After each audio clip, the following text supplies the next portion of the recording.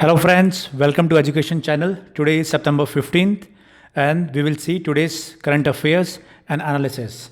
नमस्कार दोस्तों, आप सभी का स्वागत है एजुकेशन चैनल में। आज है सितंबर 15th और देखेंगे आज का करंट अफेयर्स एंड एनालिसिस। आज के जो पेपर है इसमें काफ़ी कुछ कंटेंट है, काफ़ी नॉलेजेबल चीज़ें हैं। बात करेंगे हम पॉलिटिक्स की, बात करेंगे हम एडिटोरियल पे, बात करेंगे हम इकोनॉमिक्स पे, टेक्नोलॉजी पे, बहुत सारी चीज़ें हैं। आप बने रहिएगा वीडियो के एंड तक। बहुत ही इंपॉर्टेंट कॉन्सेप्ट्स और यूनिक कॉन्सेप्ट वो कवर करेंगे हम आज के जो सेशन है उसमें। सो आप बने रहिएगा और जो भी हमारे साथी नए जुड़े हैं वो चैनल को सब्सक्राइब करेंगे, शेयर करेंगे, लाइक करेंगे। Now let's start with today's current affairs. First news ये मैंने आपको बता चुका हूँ कि आज से जो पार्लियामेंट सेशन जो है कल जो शुरू हुआ था, दैट इज सितंबर 14th। सो उससे रिलेटेड न्यूज़ हैं और मैंने आपको ये कल भी बताया था और उससे पहले भी लगातार बता रहा था कि जो मॉनसून सेशन होने जा रहा है पार्लियामेंट का, the main topics which will be covered will be Covid, economy, GST, China issue. So उसी के तर्ज पे जो कल से जो सेशन शुरू हुआ उसमें वो टेकअप किए गए हैं। क्या क्या टेकअप किए गए हैं ये एक रफ़ आइडिया देते हैं। पहले रफ़ आइडिया ये है कि जो सोशल डिस्टेंसिंग है उसका पालन किया जा रहा है because it's a corona time. So that's the first news. The second is जो क्वेश्चन आवर है उसमें जो रिटन आंसर्स हैं उसको छोड़ के बाकी को हटा दिया गया है। नेक्स्ट ये है कि जो जीरो आवर है, जीरो आवर्स में कुछ क्वेश्चंस टेकअप किए गए हैं और उसमें अलग अलग पार्टीज़ के अलग अलग उन्होंने स्टैंड लिया है। For example DMK is protesting against NEET जो एग्ज़ाम था, national eligibility cum entrance test, उसको स्क्रैप करने के लिए रेस किया है। और अलग अलग टॉपिक्स है आज के। बाकी जो सेशन है, बाकी जो आर्टिकल्स है उस सब में हम बात करेंगे जो पार्लियामेंट में हुआ है। नाउ लेट्स सी दूसरी न्यूज़ क्या है। दूसरी जो इंपॉर्टेंट न्यूज़ है वो है प्राइम मिनिस्टर हमारे हैं, उन्होंने अपना वर्जन दिया है। क्या वर्जन दिया है? उन्होंने कहा है कि यूनाइटेड पार्लियामेंट बहुत ज़रूरी है so that our soldiers at the borders gets motivated. Border पे क्या है, लद्दाख सेक्टर में चाइना के साथ में कॉन्फ्लिक्ट बना हुआ है। तो प्राइम मिनिस्टर ने ये कहा है कि पार्लियामेंट से मैसेज देना बहुत ज़रूरी है क्योंकि पार्लियामेंट में कौन है, पार्लियामेंट में पीपल रिप्रेजेंटेटिव है and as the voice of people, as a voice of democracy, जो वहाँ पे मेंबर्स हैं उनको एक यूनिसन में यानी कि एक संग होके ये मैसेज देना होगा चाइना को that we all are together and we stand firmly with our soldiers. So ये मैसेज दिया है हमारे पीएम साहब ने और बाकी अपनी बातें कही है किस तरीके से पार्लियामेंट को इफेक्टिव यूज़ में लाना ज़रूरी है। Now what's the another news? Another news है ये है centre opposes move to recognise same sex unions. So जो सेक्शन 377 है आईपीसी का, ये 2 साल पहले इसको स्ट्राइक डाउन कर दिया गया था 2018 में। लेकिन जो मैरिज है उसके बारे में सेंटर ने ये कहा है कि जो हिंदू मैरिज एक्ट है उसमें मैन एंड वुमेन दो कॉन्सेप्ट यूज़ किए गए हैं। So marriage can only be between man and women and not between the same sex. So ये एक न्यूज़ है, इसको हाई कोर्ट में जो पेटिशन पड़ी थी वहाँ पे अपोज किया है गवर्नमेंट ने। Now what is another news? Another news is ये मैंने पहले भी आपको बताया था कि जो सुप्रीम कोर्ट ने अगस्त 31 को एक जजमेंट दिया था कि दिल्ली में रेलवे लाइन के आसपास जो भी झुग्गी झोपड़ियाँ हैं, जो घर बने हुए हैं इस तरीके से टेम्परोरी और इलीगली, उन सभी को डेमोलिश करने के लिए, इसमें how many houses are there total 48,000 slum clusters over there जो रेलवे लाइन्स है, तो उन सभी को हटाने के लिए बात कही गई थी। सो इसके खिलाफ एक पेटिशन पड़ी है कोर्ट में। वहाँ पे गवर्नमेंट ने, सेंटर ने ये कहा है कि अभी as of now no action is going to be taken place against this people. जो स्लम्स वाले लोग हैं झुग्गी झोपड़ियों के, उनको हटाने के लिए अभी कोई कार्रवाई नहीं की जाएगी। और ये भी है कि एक एक्ट है Delhi slum and JJ rehabilitation and relocation policy 2015, उसके अकॉर्डिंग इनको कोशिश किया जाएगा कि जितने भी लोग हैं वहाँ पे around 2 lakh families are there, 2 lakh परिवार है इन सभी आवासों में। सो उन सबको रिहेबिलिटेट करने के बाद ही कुछ एक्शन लिया जाएगा। सो दिस इज़ अनदर ये। तो अगस्त 31 को लास्ट डे पे जो उस समय के जज थे अरुण मिश्रा, उन्होंने ये जजमेंट दिया था। सो अभी फ़िलहाल गवर्नमेंट ने इस पर स्टे भी नहीं लगाया, न कोर्ट ने कोई स्टे लगाया है, बट गवर्नमेंट ने ये कहा है कि as of now we are not going to take any step. Next क्या है, नेक्स्ट है it's regarding the inflation, economy से। इन्फ्लेशन जो है, महंगाई है अगस्त में 6.69% बढ़ी है। महंगाई क्या होती है? महंगाई जो चीज़ों के दाम हैं, जो भी प्रोडक्ट्स हैं, सर्विसेज हैं, उनके दाम में जो वृद्धि होती है, the increase in the prices of goods and services is counted as inflation. वो 6.69% बढ़ा है ना। मैं आपको एक चीज़ बता दूँ, ये कौन सा इन्फ्लेशन है? This is a retail inflation जो कि कंज्यूमर प्राइस इंडेक्स के ऊपर चलता है। अब ना इसमें मैंने आपके लिए रखा है सीपीआई क्या है, consumer price index. Consumer price index ये मॉनिटर करता है retail prices at a certain level for a particular commodity, और ये मॉनिटर करता है price movement of goods and services at rural, urban and all India level. मतलब जो चीज़ों की, गुड्स और सर्विसेज, जो सामान की प्राइसेस हैं, जो उनकी कीमत है, उसको ट्रैक करता है। और कैसे निकालते हैं सीपीआई? सीपीआई निकालते हैं जो अभी की डेट में जो प्राइस है एज़ कंपेयर टू जो बेस पीरियड में जो प्राइस था ना। और क्या है सीपीआई में? और ये है सीपीआई का लिखा है। तो सीपीआई क्या होता है? Consumer price index. Consumer price index होता है, देख सकते हैं आप, it represents the cost of a basket of goods and services across the country on a monthly basis. और इसमें यह है कि कुछ गुड्स एंड सर्विसेज का एक बास्केट बनाया जाता है, एक कैटेगरी बनाई जाती है, और उनके प्राइसेस को ट्रैक किया जाता है। फॉर एग्ज़ाम्पल उसमें आपके फ्रूट्स हो गए, वेजिटेबल्स हो गए, दूध दही हो गए, फिर हेल्थ सर्विसेज हो गई, आपकी एजुकेशनल सर्विसेज हो गई। इन सभी के प्राइसेस में अगर जो वृद्धि होती है, कीमत में वृद्धि होती है, तो वो महंगाई, टोटल महंगाई जो है उसके वृद्धि में आता है। गवर्नमेंट का टारगेट क्या है? गवर्नमेंट का टारगेट ये है कि इन्फ्लेशन को, महंगाई को 4% तक रेस्ट्रिक्ट रखना है। ये बजट के दौरान, जो बजटरी जब होता है, इकोनॉमिक सर्वे होता है, उसमें टारगेट ये फिक्स किया गया था 4% +-2 का। सो अभी हम कहाँ पे हैं? 6.69 पे पहुँच गए हैं। नाउ लेट्स सी अनदर, हमारा टॉपिक क्या है? अनदर है, ये है जेएनयू स्टूडेंट था उमर खालिद, उसको अरेस्ट कर लिया गया है। किसके तहत अरेस्ट किया गया है? UAPA, unlawful activities prevention act के तहत। आपको याद होगा, चाहे सीए का प्रोटेस्ट हो या फिर दिल्ली राइट्स हो, उसमें उमर खालिद का नाम आया था और उसको दिल्ली पुलिस ने अरेस्ट किया है, पुलिस रिमांड पे लिया है। एंड उसका विरोध कुछ जो एनजीओज हैं एंड अदर ऑर्गेनाइजेशंस हैं, उन्होंने इस चीज़ का विरोध भी किया है। But as of now UAPA act के तहत इसको गिरफ्तार किया गया है एंड देन पुलिस रिमांड पे लिया गया है। And we will have to wait, हमें वेट करना पड़ेगा कि ये भी क्या इसमें और भी डेवलपमेंट होते हैं और क्या प्रूफ या सबूत इसके खिलाफ निकल के आते हैं। So that's one part regarding the Delhi rights. Delhi rights में आपको मालूम होगा कि चार्जशीट फाइल हो गई है काफ़ी लोगों के खिलाफ में, एंड उसमें से एक उमर खालिद भी है जिसको कि अरेस्ट करके पूछताछ की जा रही है। So we will have to keep watch on this particular investigation. इस इन्वेस्टिगेशन पे हमें वॉच रखना पड़ेगा। Now we will see the editorial. क्या एडिटोरियल है? पहला एडिटोरियल है, पहला आर्टिकल है regarding the Afghanistan Taliban peace process. कल भी मैंने कवर किया था, शॉर्ट में मैं बताता हूँ क्या है इसमें। मैंने बताया था कि फरवरी 2000 इस साल 2020 में डील हुई थी किसके बीच में? अमेरिका तालिबान में। क्यों? क्योंकि अमेरिका के फोर्सेस अफ़गानिस्तान में हैं आफ्टर 9/11।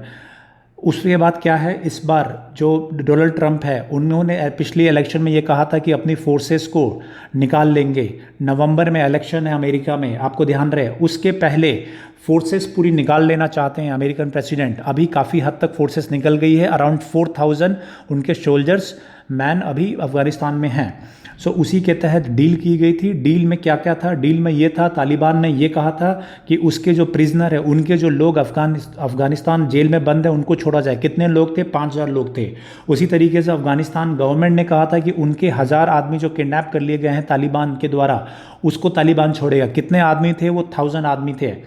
भारत का क्या था? भारत के भी जो तालिबान के द्वारा जो लोग किडनैप किए गए थे, भारत के भी कुछ लोग थे। क्यों थे?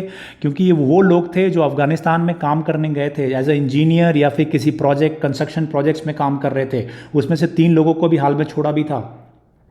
उसके बाद क्या हुआ? उसके बाद ये हुआ कि उनके जब प्रिजनर्स छोड़े गए और लोया जिरगा जो रिप्रेजेंटेटिव इंस्टीट्यूशन है अफगानिस्तान का, उसके द्वारा निर्णय लिया गया कि जो बाकी 400 लोग हैं, all those who were accused of serious crimes were let off by what, after the decision of Loya Jirga के डिसीजन के बाद उनको छोड़ दिया गया। उसके बाद में बातचीत शुरू हुई है।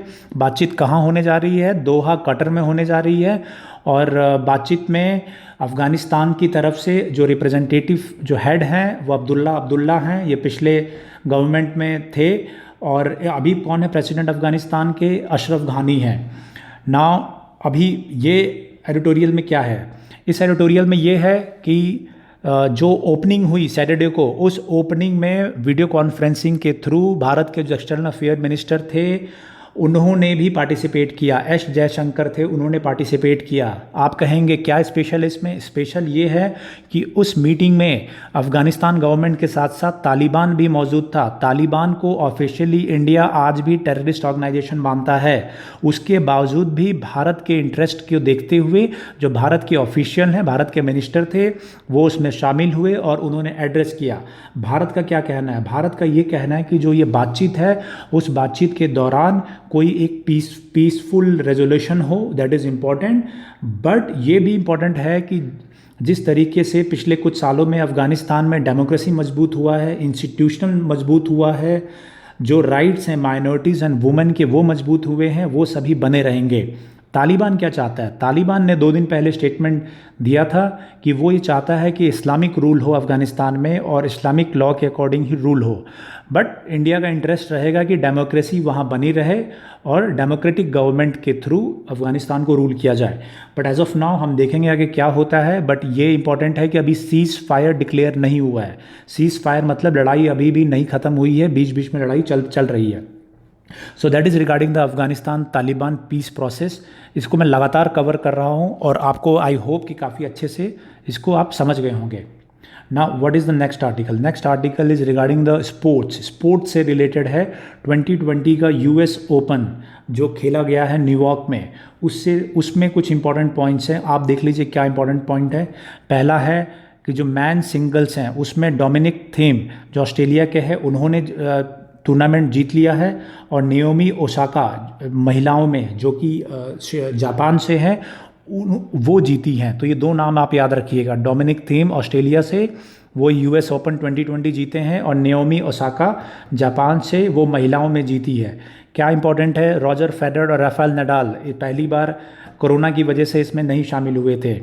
फिर जोकोविच जो वर्ल्ड नंबर 1 है वो डिस्क्वालीफाई हो गए थे 4th राउंड में, ये भी इंपॉर्टेंट है। सो उसी तरीके से ये राइटर ये कह रहे हैं कि थीम जो ये दोनों नए जीते हैं इनका ब्राइट फ्यूचर है, and then we will have to see where the tennis goes from here. So इसी बीच में मैंने एक दिन ये भी बताया था आपको कि जो जोकोविच हैं वो कुछ प्लेयर्स के साथ में एक अलग इंस्टीट्यूशन बनाना चाहते हैं। किसके लिए? वो टेनिस प्लेयर के इंटरेस्ट के लिए। वो भी न्यूज़ आई थी। सो ये कई इसमें डेवलपमेंट था US ओपन के दौरान, ये इसमें बता दिया गया। नाउ ये एक है आपका, दिस इज़ अनदर आर्टिकल। ये आर्टिकल है किसके बारे में? जेनरिक आर्टिकल है। गोपाल कृष्ण गांधी इन्होंने लिखा है। कौन है गोपाल कृष्ण गांधी? ये फॉर्मर एडमिनिस्ट्रेटर है, डिप्लोमेट है, गवर्नर है। इन्होंने अब बात कही है कि इस समय पे कई चीज़ें एक साथ इकट्ठी हो गई हैं। क्या क्या इकट्ठी हो गई है? जैसे स्पेनिश फ्लू आया था 1918 और 1920 में, उस तरीके से कोरोना आ गया है। और रिसेशन आया था इंडियन इकोनॉमी 58, 66, 73 और 1980 में, वो भी है। इकोनॉमी पे भी फ़र्क पड़ा है। और साइनो इंडियन कॉन्फ्लिक्ट 1962 का वो भी आ गया। तो एक तरीके से भारत में बीमारी भी है, इकोनॉमिक रिसेशन भी है और वॉर के फ्रंट पे भी खड़ा है। सो इस तरीके की सिचुएशन इंडिया में क्रिएट हो गई है। फिर ये क्या कहते हैं? फिर ये कुछ क्वेश्चंस पूछ रहे हैं। What he is saying? First thing he is saying is that we need to get the answers. Bharat की जो पब्लिक है उनको आंसर्स मिलने चाहिए इन सब के क्वेश्चंस के। Government should give the answers, समय समय पे आंसर्स देना चाहिए। फिर ये बात करते हैं कि जो चाइना का, कल मैंने बताया था कि 5 बिंदुओं पे सहमति हुई है। 5 बिंदु बनाए गए हैं। कब बनाए गए हैं? भारत के एक्सटर्नल अफेयर्स मिनिस्टर और चाइना के फॉरेन मिनिस्टर जब दोनों के बीच में बातचीत हुई थी सितंबर 11 को, उसके बाद में एक एग्रीमेंट बना था। 5 बिंदुओं उसमें डिसाइड हुए थे, कॉन्फिडेंस बिल्डिंग मेजर से लेके फोर्सेस घटाने को। सो उसके बारे में और ये कह रहे हैं ऑथर कि गवर्नमेंट को और इन्फॉर्म करना चाहिए कंट्री को। सिमिलरली ये कह रहे हैं कि वर्ल्ड वॉर 1 के दौरान 1918 से 1920 फ्लू पैंडेमिक हुआ था, महामारी फैली थी, और जो भारत के सैनिक थे जो लड़ने गए थे अलग अलग जगहों पे इंग्लैंड की तरफ से, क्योंकि ब्रिटिश इंग्लैंड का राज था भारत पे। सो एज अ इंग्लैंड की फोर्स वो इंग्लैंड के लिए यूरोप और बाकी कंट्रीज़ में लड़ने गए थे, मिडिल ईस्ट में। तो वहाँ से जब वापस आए तो वो महामारी लेके आए और भारत के गांव-गांव तक वो बीमारी फैल गई थी और कई लोग 10-20 लाख लोगों की मृत्यु उसमें हो गई थी, करोड़ों लोगों की इनफैक्ट उसमें मृत्यु हो गई थी। सो ऑथर का ये कहना है कि similar kind of situation we are facing war, we are facing virus and we are facing economic crisis. Now, what else he's saying? He's talking about the parliament, that how the parliament should play an important role. But as of now, what is happening is that question hour has been completely removed, 0 hour has been curtailed. So in such a scenario, parliament is not playing the role which it's supposed to. Now ये फिर बात अलग अलग points की बात कर रहे हैं। And then he's talking about judiciary. Judiciary के सामने he's saying that there are 3 important questions before the judiciary regarding Article 370, the Citizenship Act and Jammu and Kashmir condition. वहाँ पे जो इंटरनेट बैन एंड बाकी चीज़ों का है। So what he is saying is that even in this situation जो people are looking towards judiciary, parliament and government, basically executive, judiciary and legislature, जो 3 pillars होते हैं जिनमें पावर डिस्ट्रीब्यूशन रहता है, उन सब के तरफ लोग देख रहे हैं। And these all should be accountable and should answer the questions of citizens. So एक जेनरिक एडिटोरियल था, कुछ पॉइंट्स आप उसमें से ले सकते हैं। नाउ ये एक एडिटोरियल है, ये भी अच्छा लिखा है। इसमें लिखा है अर्बन अनएम्प्लॉयमेंट के बारे में। ये शुरू करते हैं कि सरकार के द्वारा गरीब कल्याण रोजगार अभियान चलाया गया जून में। इसमें क्या होगा, इसमें लोगों को नौकरियां दी गई, लाइवलीहुड के जो है प्रोविजंस किए गए। इसमें क्या है, ये 50,000 करोड़ का एम्प्लॉयमेंट स्कीम था। लेकिन फिर ये बात कहते हैं कि ये सभी अर्बन जॉब्स को सब्स्टिट्यूट नहीं कर सकते हैं। अर्बन जॉब के बारे में ये क्या कह रहे हैं, मतलब ये अच्छा आर्टिकल है, आप ध्यान से सुनिएगा, इसको ध्यान से आप बने रहिए, बहुत अच्छे पॉइंट्स हैं इसमें कुछ। फिर ये कहते हैं कि जो इकोनॉमी और एम्प्लॉयमेंट, इसके बीच में रिलेशन समझना पड़ेगा। जो सेक्टर, जो भारत में इकोनॉमी में जो कमी आई है, कंस्ट्रक्शन सेक्टर में कमी आई है 50%, जो होटल सेक्टर है उसमें 47% कमी आई है, मैन्युफैक्चरिंग और माइनिंग इस सेक्टर में कमी आई है। लेकिन ये कौन से सेक्टर है, ये ऐसे सेक्टर है जो कि maximum number of jobs create करते हैं। इसमें सबसे ज़्यादा नौकरियां क्रिएट होती है किसमें, जैसे कंस्ट्रक्शन का मतलब पुल बन रहा है, आपके ब्रिजेस बन रहे हैं, बिल्डिंग्स बन रही हैं, तो इसमें काफ़ी लेबर लगता है, लेबर काफ़ी ज़रूरत पड़ती है सामान ढोने के लिए, सीमेंट बालू ये सब के लिए, तो ये काफ़ी नौकरी देता है।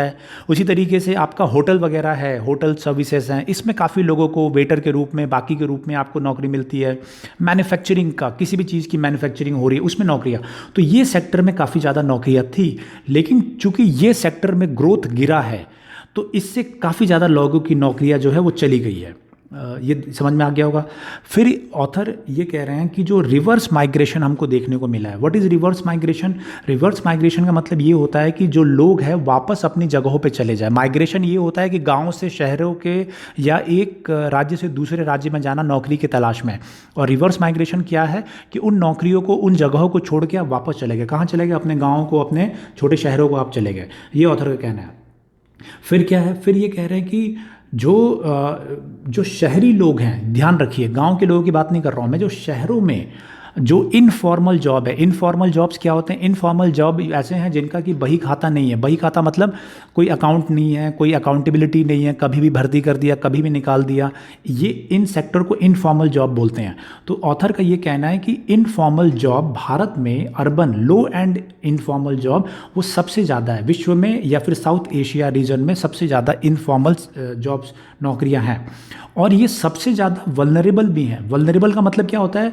वल्नरेबल का मतलब होता है कि आपकी आमदनी कम है, प्रोडक्टिविटी कम है, और जो काम करने की कंडीशन है वो बहुत ख़राब है, और बेसिक राइट्स नहीं है। फॉर एग्जांपल अगर मैं आपको दूं, एग्जांपल जैसे आप छपाई कारखाने में आप काम कर रहे हैं, तो वहाँ पे किसी को भी ले लो, या फॉर एग्जांपल कंस्ट्रक्शन में, मान लीजिए एक बिल्डिंग बन रही है, बिल्डिंग में आप वहाँ पर नौकरी कर रहे हैं, तो आपको कभी भी हटा देंगे अगर आप पैसा मांगेंगे ज़्यादा, या बीमार पड़ गए आपको हटा देंगे, नए आदमी को ले लेंगे जो कि सीमेंट बालू धोएगा, तो आपकी और आपसे काफ़ी देर तक, काफ़ी घंटे काम कराएंगे, और आपको कोई सुविधा नहीं है, आपको ना इंश्योरेंस है, बीमार पड़ गए तो ना कोई छुट्टी है, काम जितने देर काम करोगे, जितने दिन करोगे उतना ही तनख्वाह मिलेगा। So this is informal sector and this is why this is a vulnerable employment it is called. समझ गए होंगे। नेक्स्ट मैं आपको बताता हूँ, नेक्स्ट ये बताते हैं कि जो इंटरनेशनल लेबर ऑर्गेनाइजेशन है, आप लिखेंगे कमेंट में कि इंटरनेशनल लेबर ऑर्गेनाइजेशन क्या है और कब इसका गठन हुआ था और इस ये क्या क्या काम देखता है। तो इंटरनेशनल लेबर ऑर्गेनाइजेशन ने ये बताया कि टोटल भारत में जो 53 करोड़ लेबर फोर्स है, उसमें से अराउंड 39 करोड़ जो फोर्स है वो पुअर क्वालिटी जॉब में है। पुअर क्वालिटी जॉब क्या होता है? पुअर क्वालिटी जॉब ये होता है कि जिसमें कंडीशंस ख़राब है, नौकरियों में जो तनख्वाह है वो फिक्स नहीं है, और उसकी वजह से वर्किंग पुअर्स बढ़ते हैं और उनकी इनकम दिन में 198 रुपीज़ से भी कम है। ये एक लेवल डिसाइड किया गया कि 198 रुपीज़ से कम है। सो ये क्या कह रहे हैं राइटर कि चूँकि हालांकि इंडिया का ग्रोथ काफ़ी हुआ है, लेकिन वो ग्रोथ में जो ये पॉवर्टी भी बढ़ी है। क्यों पॉवर्टी बढ़ी है? क्योंकि मान लीजिए आपने 1 लाख लोगों को नौकरी दे दी, लेकिन नौकरी पे जो तनख्वाह दी वो कितनी दी है? सिर्फ 200 रुपये तनख्वाह दे रहे हो पर डे का। तो नौकरी तो आप दे रहे हो, और जो वो बिल्डिंग बनाएंगे, जो ब्रिज बनाएंगे, जो हॉस्पिटल बनाएंगे, उससे इकोनॉमी तो बढ़ेगी। लेकिन वो 1 लाख लोगों को आपने दिया क्या? सिर्फ 200 रुपये। तो 200 रुपये में तो वो तो गरीब के गरीब रह गए, फ़ायदा तो जिसके दूसरे का हुआ। सो इसीलिए ये कह रहे हैं, ऑथर ये कह रहे हैं कि भारत की अर्थव्यवस्था या इकोनॉमी में भी डेवलपिंग, बट जो लोग हैं वो डेवलप नहीं हो रहे, वो लोग स्टिल गरीब है। उसका कारण ये है वल्नरेबल जॉब्स या लो एंड जॉब्स। फिर दूसरी क्या बात, ये क्या कह रहे हैं फिर वो ये कहते हैं कि ज़रूरत है और भी अच्छे जॉब्स को जनरेट करने के लिए। और भी पॉइंट्स बोल रहे हैं। पॉइंट्स क्या कह रहे हैं? वो ये कह रहे हैं कि भारत में मान लीजिए अगर आप नौकरी छोड़ के भी जाते हैं तो होता क्या है? ऐसा नहीं होता है कि जो कंस्ट्रक्शन वर्कर है या फिर जो छपाई कारखाने में काम कर रहा है या जो मजदूर है, वो ऐसा नहीं है कि 10 साल बाद कहीं का मैनेजर बन जाएगा या वो सॉफ्टवेयर कंपनी में चला जाएगा या कॉल सेंटर में 30-40 हज़ार की नौकरी करने लग जाएगा। वो क्या करेगा? वो ये करेगा कि अगर वो सीमेंट ढोने का काम कर रहा था तो दूसरी जगह जाके बालू ढोने लग जाएगा, या फिर बालू ढोने के बजाय जाके वो पेंटिंग का काम करने लग जाएगा। तो ऑथर का ये कहना है कि निम्न स्तर के काम से दूसरे निम्न स्तर के काम पे आदमी शिफ्ट हो जा रहा है, उसका ग्रोथ नहीं हो रहा है। 15 साल में वो मैनेजर या कहीं पे सुपरवाइज़र नहीं बन रहा है, सिर्फ काम उसका वही 200 रुपये देने वाला ही काम है, बस इंडस्ट्री बदल जा रही है। तो ये बहुत इंपॉर्टेंट है कि उसका जो काम की क्वालिटी है वो इम्प्रूव हो। फिर उसी तरीके से फिर क्या हो रहा है, वो अलग अलग पॉइंट्स ये राइटर कह रहे हैं, अच्छे पॉइंट्स है काफ़ी, इसलिए मैं आपको बता रहा हूँ डिटेल में।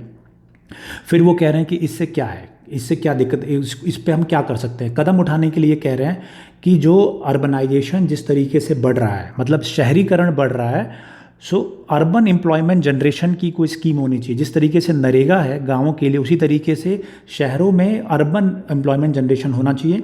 रिसोर्स मोबिलाइजेशन होना चाहिए।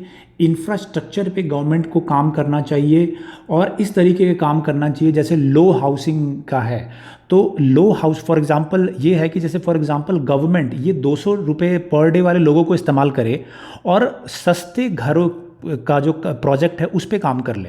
तो उससे क्या होगा कि इन गरीब लोगों को घर भी मिल जाएगा, क्योंकि जो सस्ते दामों पे आप घर बना रहे हो, और साथ ही साथ ये हो जाएगा कि ये जो आपके जो लेबर है इनका यूटिलाइजेशन भी हो जाएगा। तो इस तरीके के काम को बढ़ाया देने के लिए ये राइटर कह रहे हैं। फिर ये बात करते हैं कि जो म्युनिसिपल इंफ्रास्ट्रक्चर उसको भी बढ़ाया जाए। और दूसरी बात ये कह रहे हैं कि जो लोग हैं जो गाँवों को चले गए हैं वो इमीडिएटली वापस नहीं आने वाले हैं। लेकिन ये भी सच्चाई है कि भारत की जो रूरल इकोनॉमी है वहाँ पे इतने लोगों को ऑब्जर्व करने की क्षमता नहीं है। जिस खेत में, जिस लैंड पे 5 लोग काम कर रहे थे, वहाँ की आमदनी पर हेड 1000 रुपये थी। तो अगर वहाँ पे 5 लोग और जाके जुड़ गए तो उससे क्या होगा, प्रोड्यूस तो आपका हो सकता है थोड़ा बढ़ जाए, 1000 की जगह आप 1200 कमाओ, लेकिन अब वो 5 की जगह 10 लोगों के बीच में बटेगा। सो इससे नेट इनकम तो कम हो जाएगी क्योंकि ज़्यादा लोग जुड़ गए हैं खेती में। सो उससे क्या होगा कि उससे काम नहीं चलेगा, और ना ही नरेगा से काम चलेगा, क्योंकि नरेगा में कितने भी लोगों को आप जॉब प्रोवाइड कर दो हरदम कम रहेगा। तो इसीलिए ज़रूरी है कि शहरी क्षेत्रों में किस तरीके से रोज़गार पैदा किया जाए, that we have government has to see, and उसके कुछ उन्होंने सॉल्यूशन दिए हुए हैं। Now this is the suggestion which he is giving. But मेरा अगर व्यू पॉइंट आप ले तो इसमें ये बहुत ही कंजर्वेटिव काइंड ऑफ थिंकिंग है। इस थिंकिंग से ग्रोथ नहीं होने वाला है। जैसे आप कह दो कि सरकार को स्पेंड करना चाहिए, अर्बन इंफ्रास्ट्रक्चर में स्पेंड करना चाहिए। ये इसका सोल्यूशन नहीं है, क्योंकि सोल्यूशन बुकिश सोल्यूशन से काम नहीं चलेगा। सोल्यूशन कैसे होगा? सोल्यूशन हमें चाइना की तर्ज पे चलना पड़ेगा। चाइना क्या करता है? चाइना ने मैन्युफैक्चरिंग सेक्टर में काफ़ी ध्यान दिया है। फॉर एग्जांपल अभी कुछ दिन पहले मैंने आपको बताया था कि जो पीएम हमारे, उन्होंने कहा था कि जो खिलौने हैं, खिलौने बनाए जाने का बहुत बड़ा मार्केट है, कई बिलियन का, उसमें भारत का परसेंटेज बहुत कम है। तो हम क्या कर सकते हैं कि हम खिलौने बनाने की इंडस्ट्री सेटअप करें। लेकिन उसमें करना क्या होगा? उसमें ये होगा कि ये सीमेंट बालू ढोने वाले, वो खिलौने वाली कंपनी में काम नहीं कर सकते हैं। लेकिन अगर हम उनको ट्रेनिंग दें तो ट्रेनिंग के बाद में वो ज़रूर काम कर सकते हैं। उसी तरीके से पीपीई किट बनाना हो, चाहे मेडिकल इक्विपमेंट्स बनाना हो, तो हमें अपने लोगों को ट्रेन करना पड़ेगा और ट्रेनिंग देने के बाद में उनको उन सेक्टर्स में लगाना पड़ेगा। तो सबसे इंपॉर्टेंट चीज़ क्या है? Skill development. Skill development project पे गवर्नमेंट ने काफ़ी ज़्यादा जोर भी दिया है। सो हमें अगर सही ढंग पे अगर काम करना है तो we have to focus on skill development. आप कमेंट में मुझे लिखेंगे कि स्किल डेवलपमेंट के कुछ इंपॉर्टेंट प्रोजेक्ट्स हैं वो गवर्नमेंट ने शुरू किए हैं। आप लिखिए कि कौन से वो प्रोजेक्ट्स हैं जिस पे बार बार गवर्नमेंट जोर भी देती है स्किल डेवलपमेंट से रिलेटेड। आप उसको ध्यान लिखिए ना। ये जो पूरा एडिटोरियल था, it's a very good editorial combined with the suggestion which I have given, जो मैंने आपको दिया है स्किल डेवलपमेंट और बाकी जो आप रिसर्च करेंगे उसको मिला के बहुत ही अच्छा आंसर, चाहे आप इंटरव्यू में जा रहे हो चाहे आप मेंस का आंसर लिख रहे हो, बहुत ही excellent answer you can write. ये डेटा आप रख लीजिएगा जो मैंने बताया आपको इस एडिटोरियल में, वो अपने नोट में ज़रूर रखिएगा। Now let's talk about another thing. ये एडिटोरियल है अगेन इकोनॉमिक्स से, डूइंग बिजनेस सर्वे। ये भी बहुत अच्छा है। इसमें है कि जो डूइंग बिजनेस रिपोर्ट है, ईज़ ऑफ डूइंग बिजनेस, वो इस साल रोक दिया गया है वर्ल्ड बैंक ने। मैंने आपको बताया था कुछ दिन पहले। क्यों रोक दिया है? क्योंकि उसमें डेटा इंटीग्रिटी में या डेटा की सच्चाई में डाउट है वर्ल्ड बैंक को। So what they are going to do, they are going to revisit जो मानक है, जो मापदंड है, they are going to revisit and check whether the right criteria has been set for deciding the ease of doing business. Writer का क्या कहना है? इस राइटर का ये कहना है कि इसमें रशिया को काफ़ी ज़्यादा इसमें 62 पोजीशन से 120 पे चला गया, और भारत की पोजीशन भी काफ़ी अच्छी इंप्रूव हो गई है। सो ये कह रहे हैं कि इसका जो मानक है वो सही नहीं है। Another thing which he is saying is that business survey को, business ease of doing business को बढ़ाने के लिए हम ये करते हैं कि जो बाकी स्टैंडर्ड्स हैं उसमें कॉम्प्रोमाइज़ कर लेते हैं। फॉर एग्जांपल जो रेगुलेशन है उस पर ध्यान नहीं देते हैं। जैसे एग्जांपल हेल्थ सेक्टर में ecology, worker protection, right to information, इन सभी रेगुलेशंस को नेग्लेक्ट कर देते हैं, जिसकी वजह से डूइंग बिजनेस सर्वे में तो हम ऊपर चले जाते हैं बट जो बाकी गाइडलाइंस है उसमें हम कम हो जाते हैं। सो ये इनका ये कहना है कि वर्ल्ड बैंक को ऐसा मैकेनिज्म बनाना चाहिए कि इन सभी पॉइंट्स को भी, इन्वायरमेंट, इकोलॉजी, आरटीआई, इन सभी को भी ध्यान दे while deciding the ease of doing business. Now we will see what we have next. ये मैंने कल मैंने आपको बताया था कि डिप्टी चेयरमैन राज्यसभा के वो चुन लिए गए हैं, जो जेडीयू के एमपी हैं हरिवंश। पिछले बार भी ये थे, इस बार भी री इलेक्ट हो गए हैं ये। ओके, और नेक्स्ट ये है कि 3 बिल है एग्रीकल्चर रिफॉर्म से रिलेटेड, इनके ऑर्डिनेंसेस थे, इनको रखा गया है। I hope you know the difference between ordinance and bill. मैंने क्वेश्चन भी पूछा था कि ऑर्डिनेंस बिल्स में क्या अंतर है एक्ट में। तो ये ऑर्डिनेंसेस हैं और इनको टेबल कर दिया गया है पार्लियामेंट में। ये फार्मर प्रोड्यूस के ऊपर है, कई बार मैं बता चुका हूँ। कीमत जो फार्म्स की, जो किसान जो अपनी चीज़ें पैदा करेंगे उनकी कीमत कैसे डिसाइड हो, उन सब चीज़ों के ऊपर है ना। उसमें खिलाफ विरोध है, और विरोध में इनका ये कहना है कि ये अगेंस्ट द फार्मर है। एक इम्पॉर्टेंट इसमें कॉन्सेप्ट है कि जो कांग्रेस के एमपी हैं शशि थरूर, उन्होंने कहा है कि the legislative competence of this house to enact any law on the agriculture which is a domain of state government। उनका ये कहना है कि एग्रीकल्चर पे पार्लियामेंट लॉ नहीं बना सकता है। अब मुझे आप ये बताइए कि ये कहाँ पे लिखा है कि कौन से टॉपिक पे कौन सी स्टेट लॉ बनाएगा या पार्लियामेंट बनाएगा। ये आप लिखेंगे मुझे बताइए आप। कॉन्स्टिट्यूशन में ये मेंशन है, कॉन्स्टिट्यूशन में कहाँ मेंशन है आप ये कमेंट में मुझे बताएंगे।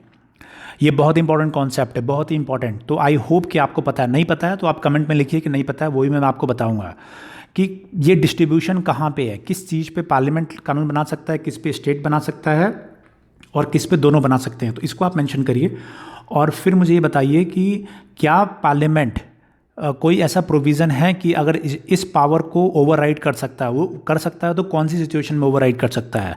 कि राज्य के पास पावर है उस चीज़ पे लॉ बनाने का, लेकिन पार्लियामेंट भी बना सकता है, वो कौन से आर्टिकल में लिखा हुआ है, कौन से कहाँ पे मेंशन है कॉन्स्टिट्यूशन में, संविधान में भारत के? आप मुझे बताइए, बहुत इंपॉर्टेंट पॉइंट है। I am asking you very important question, I am asking you, so you answer in the comment. Now what is next? Next is ये है जीरो आवर। मैंने अभी शुरू में बताया था कि जीरो आवर कर्टेल कर दिया गया है। जीरो आवर में क्वेश्चन रेस किए गए थे डिजिटल डिवाइड के बारे में और कोरोना के बारे में। So I hope you know the zero hour, नहीं तो मैंने क्वेश्चन ऑलरेडी मैं पूछ चुका हूँ पिछले सेशन में। जो पब्लिक इंपॉर्टेंस के क्वेश्चंस हैं वो टेकअप किए जाते हैं और वो सिर्फ 30 मिनट्स का है, जनरली 1 आवर का रहता था जीरो आवर। ये प्रशांत भूषण से रिलेटेड है। 1 रुपये का फ़ाइन लगा था, वो उन्होंने पे कर दिया।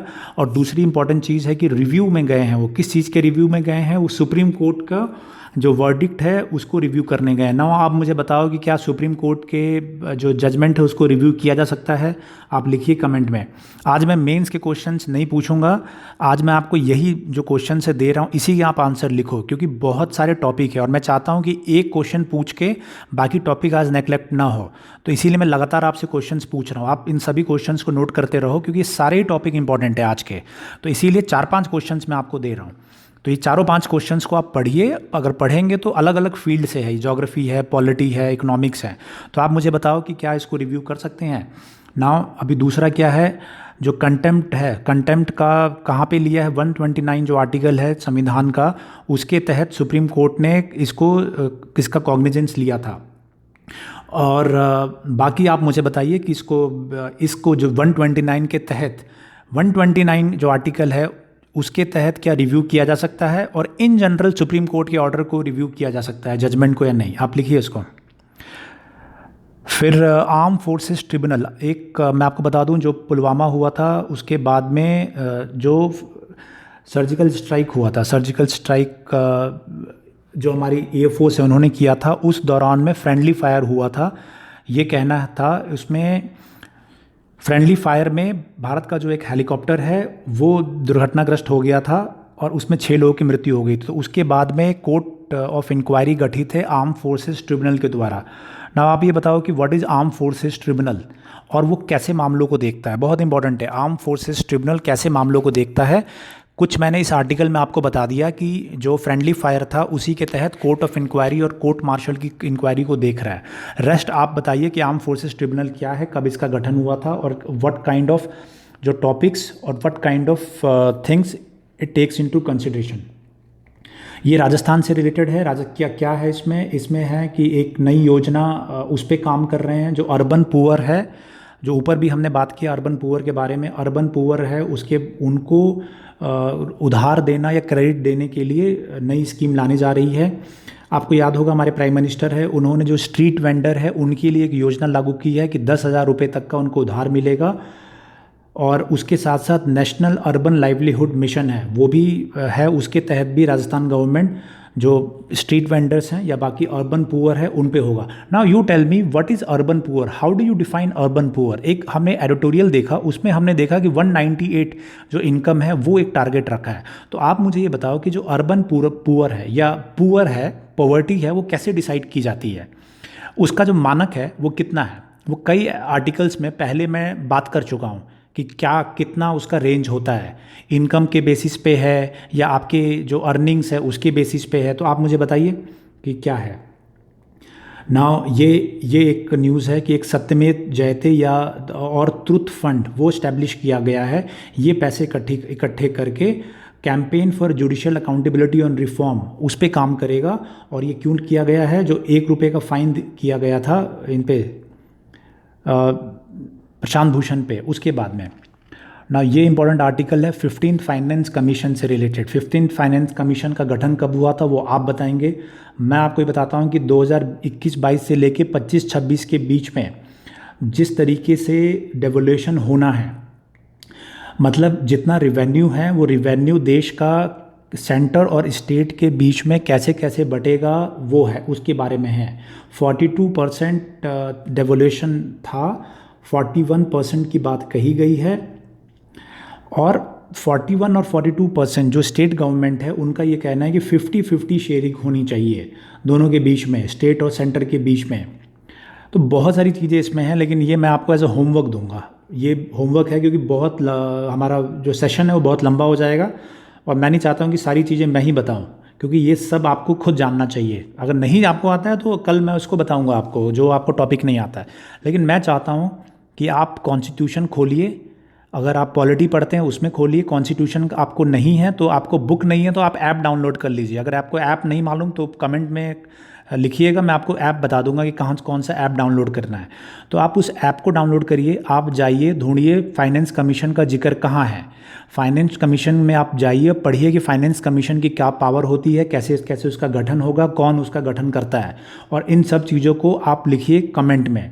पढ़िए और लिखिए, आप कॉपी करके पढ़ के लिखिए, देख के लिखिए, मुझे कोई दिक्कत नहीं है, लेकिन आप कमेंट में ज़रूर लिखिए कि फाइनेंस कमीशन क्या होता है, ये कौन से आर्टिकल में डिफाइंड है, इसकी क्या पावर है और क्यों गठन इसका किया जाता है। मैंने आपको बता दिया है कि जो 15 फाइनेंस कमीशन है वो अभी चल रहा है और उसके तहत जो स्टेट है वो 50-50% मांग रहे हैं। और फिर एक जिक्र है यहाँ पे FRBM का, physical responsibility and budget management act, FRBM act का मेंशन है। FRBM एक्ट जो है वो डिसाइड करता है डेब्ट के बारे में और बाकी जो रिस्पॉन्सिबिलिटीज़ हैं फिजिकल रिलेटेड उससे। तो FRBM एक्ट के बारे में आप बताइए, FRBM एक्ट कब गठित किया गया था, ये सब। अब आपके एग्ज़ाम का टाइम आ रहा है तो मैं चाहूँगा कि सब के आंसर आप खुद देना शुरू करो। नहीं आता है तुरंत जाओ नेट पे FRBM एक्ट ढूंढो, पढ़ो और लिखो कमेंट में आके, प्रैक्टिस होगा उससे। Okay, now let's talk about another point. ये टेक्नोलॉजी से रिलेटेड है, ये भी मैंने हाईलाइट कर दिया है। एलेक्सा के बारे में एक है। एलेक्सा में क्या है कि अमिताभ बच्चन जो हैं वो एलेक्सा में अपनी वॉइस देने वाले हैं। एलेक्सा क्या है? एलेक्सा एक आर्टिफिशियल इंटेलिजेंस वॉइस सर्विस है और इसमें अगर आप कोई क्वेश्चन पूछो तो वहाँ से वो जवाब भी आपको मिलता है। तो उसमें जो जवाब मिलता था एक महिला या का जनरली मिलता था, तो इसमें अमिताभ बच्चन की आवाज़ रहेगी। आप ऑप्शन ढूंढेंगे तो आपको अमिताभ की आवाज़ में आपको आंसर्स मिलेंगे। तो आपको एलेक्सा याद रहे, अमेज़न इसको ऑफ़र करता है। उसी तरीके से एक नया मोबाइल आया है। ये मोबाइल कौन सा है? ये है मोबाइल, नया मोबाइल है Asus ROG Phone 3। तो ROG का क्या है फुल फॉर्म? इन्होंने रखा है Republic of gamers. Republic of gamers क्यों रखा है नाम? क्योंकि ये गेम ओरिएंटेड है, ये मोबाइल गेम ओरिएंटेड ये मोबाइल है। इसकी टेक्निकल डिटेल है यहाँ पे। 3.1 गीगाहर्ट्ज क्वालकॉम स्नैपड्रैगन है। ये क्या है क्वालकॉम स्नैपड्रैगन आप बताएंगे, और ये सब मालूम होना चाहिए क्योंकि ये आएगा कि ये क्या, ये OS इसमें से कौन कौन से ऑपरेटिंग सिस्टम है, इस तरीके के पूछ लेगा। किस किस तरीके के ये प्रोसेसर, ये बेसिकली प्रोसेसर है, तो मैंने आपको बता दिया। तो स्टोरेज है, स्टोरेज किस में मेज़र करते हैं? GB में दिया हुआ है 8 GB 128 GB। तो स्टोरेज किस किस चीज़ में होता है? आई एम श्योर आपको पता होगा, MB GB TB ये सब पता होगा। फिर कैमरा है, कैमरा का जो पावर है ये 64 MP लिखा है। क्या है MP? मेगापिक्सल है। तो ये क्वेश्चन पूछ लेगा कि मेगापिक्सल ये क्या, किस चीज़ की यूनिट है? तो पूछ लेगा कि स्टोरेज की यूनिट है या फिर मेमोरी की यूनिट है या इसका है। वो इस तरीके से क्वेश्चन आएंगे, तो इसीलिए मैं I am covering this. Similarly battery है और बैटरी का mAh है। बेसिक था, आपको मैंने बता दिया, टेक्निकल। That's all. नाउ ये एक है अगाथा क्रिस्टे। अगाथा क्रिस्टे आपको पता होगा, इनका जन्म सितंबर 15 1890 में हुआ था। वो नॉवलिस्ट थी, कई नॉवेल्स उन्होंने लिखे हुए हैं। तो कहीं अगर आता है एक लाइन का तो आप you can always right. Yoshihide Suga ये कौन है? ये जापान के प्राइम मिनिस्टर बनने जा रहे हैं। योशिहिदे सुगा ये जापान के प्राइम मिनिस्टर होंगे। जो पीछे थे एबे, उन्होंने रिज़ाइन कर दिया था ड्यू टू हेल्थ रीज़न। तो उसके बाद में ये इनको प्राइम मिनिस्टरशिप मिलने जा रही है। जब ये सेलेक्ट हो जाएंगे तो हम इसके बारे में और बात करेंगे। US एम्बेसडर टू चाइना है टेरी ब्रैनस्टेड। ये भी यहाँ से हटने वाले हैं, स्टेप डाउन हो रहे हैं नेक्स्ट मंथ में। तो ये नाम है टेरी ब्रैनस्टेड। अमेरिका और चाइना के बीच में काफ़ी कॉन्फ्लिक्ट रहा, ये पिछले 3 साल से थे। तो ये काफ़ी कॉन्फ्लिक्ट रहा है अमेरिका चाइना के बीच में, इसीलिए नाम इंपॉर्टेंट है, इसलिए मैंने आपको बता दिया। ये इंपॉर्टेंट है वीनस का एटमॉस्फेयर है, वीनस का प्लैनेट, वहाँ पे फॉस्फाइन गैस के ट्रेसेस मिले हैं जो कि धरती पे भी मिले हैं। और इससे ये माना जाता है कि लाइफ के होने की दिशा में जो जांच है या फिर जो प्रेडिक्टेबिलिटी है वो बढ़ेगी। वीनस जो ग्रह है वहाँ पे ये मिले हैं। कौन से मैगजीन में है ये? नेचर एस्ट्रोनॉमी, वहाँ पे लिखा है इन्होंने। फॉस्फाइन गैस एक फ्लेमेबल गैस होती है जो अर्थ के भी एटमॉस्फेयर में मिलता है। सो ये एक इम्पॉर्टेंट डेवलपमेंट है, ये आपको याद रहना चाहिए। अफ़गानिस्तान, तालिबान, ये हम ऑलरेडी बात कर चुके हैं। श्रीलंका के बारे में हम 20th अमेंडमेंट वहाँ पे होने जा रहा है। क्या था अमेंडमेंट? 19th अमेंडमेंट जो पिछला था, जहाँ पे कि राष्ट्रपति की पावर को कम कर दिया गया था, उससे रिलेटेड है, ऑलरेडी हम बता चुके हैं। फिर ये डील है पैलेस्टाइन से रिलेटेड, पैलेस्टाइन के फ्यूचर के बारे में है कि जब से जो डील हुई है इजराइल की, अभी पिछले 1 महीने के अंदर इजराइल यूएई की डील हो गई और इजराइल बहरीन की डील हो गई है डिप्लोमेटिक रिलेशन बनाने की दिशा में। सो उसके बाद से जो पैलेस्टाइन इशू है उसमें क्या होने जा रहा है। अब नाउ ये टॉपिक इंपॉर्टेंट है क्योंकि भारत का बहुत ज़्यादा इंटरेस्ट है मिडिल ईस्ट में, पहले ही बता चुका हूँ, क्योंकि भारत के बहुत सारे लोग मिडिल ईस्ट में काम करते हैं। तो उसके हिसाब से भी, और भारत का जो रिवेन्यू है फॉरेन करेंसी के रूप में, वो भी मिडिल ईस्ट या गल्फ़ कंट्रीज़, अरब कंट्रीज से आता है। तो इसलिए हम इसमें थोड़ा सा बात करेंगे। क्या बात करेंगे? बात करेंगे 2 टर्म्स का। ये मैं कई बार बता चुका हूँ कि पहले रिश्ते अच्छे नहीं थे, 1967 में लड़ाई हुआ था, फिर उसके बाद में इजराइल ने काफ़ी ज़मीन कब्ज़ा कर लिया था, उसके बाद में पहले इजिप्ट के साथ शांति हुई, फिर जॉर्डन के साथ में नॉर्मलाइज हुआ, उसके बाद से अभी फ़िलहाल में इन दोनों कंट्रीज़ यूएई और बहरीन के बीच में हुआ है। फिर 2 चीज़ों का नाम लिया गया है, अरब लीग। तो आप बताइए कि अरब लीग में कौन कौन सी कंट्रीज शामिल है, आप भी बताएंगे। और दूसरी हमारी जो ग्रुपिंग है, इस्लामिक ग्रुपिंग है, उसके बारे में आप बताएंगे। तो ये दोनों इसलिए इम्पोर्टेंट है क्योंकि कई बार आप देखेंगे जो इस्लामिक ग्रुप है वो कई बार भारत के खिलाफ बोलते रहते हैं। सो वो भी आपको ध्यान रखना है। और अरब लीग की जो भारत के तरफ जो विचार हैं, that is also very important. So दोनों के पर्सपेक्टिव में you will tell me what is Arab League ये कौन सी, और इसमें कौन कौन सी कंट्रीज शामिल है। So that is one part. Now let's move to next. ये इकोनॉमी से, यहाँ इकोनॉमी ये भी काफ़ी हैवी है। हैवी ये है कि सप्लीमेंट्री बजट प्रस्तुत किया गया है। सप्लीमेंट्री बजट क्या होता है? सप्लीमेंट्री बजट ये जब और नॉर्मल बजट, ओरिजिनल बजट वो हो जाने के बाद में अगर और ग्रांट की आवश्यकता पड़ती है तो पार्लियामेंट से उसका अप्रूवल लेना पड़ता है। नाउ आप मुझे बताएंगे कि सप्लीमेंट्री जो डिमांड है फॉर ग्रांट की, वो कौन से आर्टिकल के तहत मेंशन है? That you will write in the comment. उसके तहत पैसा मांगा है, कितना पैसा मांगा है? 2.35 लाख करोड़ जो पैसा है वो मांगा है।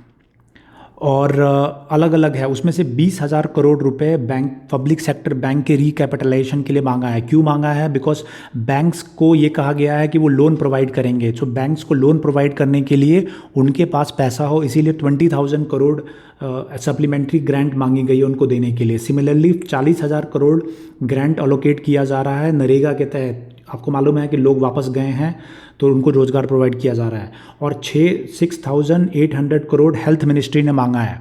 किस लिए? वो कोरोना की किट्स और बाकी जो इक्विपमेंट्स खरीदे गए हैं मेडिकल, उसके तहत। सो that is one part. Now GST compensation already हम डिस्कस कर रहे हैं। जीएसटी कंपनसेशन के तहत जो कंपनसेशन ड्यू है वो 1.51 लाख करोड़ का है, क्योंकि जो अप्रैल से अगस्त है वहाँ पे भी जो स्टेट्स है उनका रिवेन्यू जीएसटी में कम हुआ है। सो कंपनसेशन पे करना पड़ेगा। मैं ऑलरेडी बता चुका हूँ कि जीएसटी काउंसिल की मीटिंग हुई थी, उसमें डिसीजन हुआ था कि किस तरीके से कितना पेमेंट करना है। 2 ऑप्शन सेंटर ने दिया था कि कंपनसेशन या तो बोरो कर ले या फिर पूरा पैसा बोरो कर ले। ये रिलेटेड है टिकटॉक से। टिकटॉक में जो माइक्रोसॉफ्ट पहले खरीद रहा था अमेरिका में, अब ओरेकल ने बिड किया है कि ओरेकल उसको खरीदेगा। उसी तरीके से स्पोर्ट्स से है। स्पोर्ट्स से रिलेटेड मैं बता चुका हूँ कि थीम और ओसाका इन्होंने जीता है। So that's all for today's current affairs. और मैंने कई क्वेश्चंस पूछे हैं और सारे ही questions are very very important, काफ़ी इंपॉर्टेंट क्वेश्चंस हैं। तो टेक योर टाइम और उसके बाद में आप उसका आंसर देंगे। एक चीज़ और बता देता हूँ इसमें कवर, एक थॉमस और ऊबर कप होता है। थॉमस और ऊबर कप बैडमिंटन का होता है। आप ये बताएंगे कि क्योंकि ये स्पोर्ट्स से रिलेटेड है और बार बार ये चल रहा है न्यूज़ में, तो इससे क्वेश्चन आ सकते हैं। थॉमस और उबर कप, इसके बारे में आप लिखेंगे कमेंट में कि ये कब इस्टेब्लिश हुआ था। मैंने आपको बता दिया कि फील्ड ऑफ बैडमिंटन से रिलेटेड है। कब इस्टेब्लिश हुआ था थॉमस एंड उबर कप, और क्या किसी इंडियन ने अभी तक ये जीता है? आप इसको बताइए, आंसर दीजिए, आपको ज़रूर वो आंसर मिलेगा, and it's a good answer. तो मैंने पूरा कंक्लूड कर दिया। बहुत ही इंपॉर्टेंट आज का पेपर था, बहुत ही इंपॉर्टेंट इन्फॉर्मेशन से भरा हुआ आज का टॉपिक था। पूरे आपको जो बस मैंने क्वेश्चन दिया उसके आंसर्स आप लिख दीजिए, आपके सारे टॉपिक कवर हो जाएंगे। So that's all friends, that's all for today's current affairs. I hope आप सभी जो मैंने काम दिया है homework, you will do the research and make your own notes. Thank you, good bye.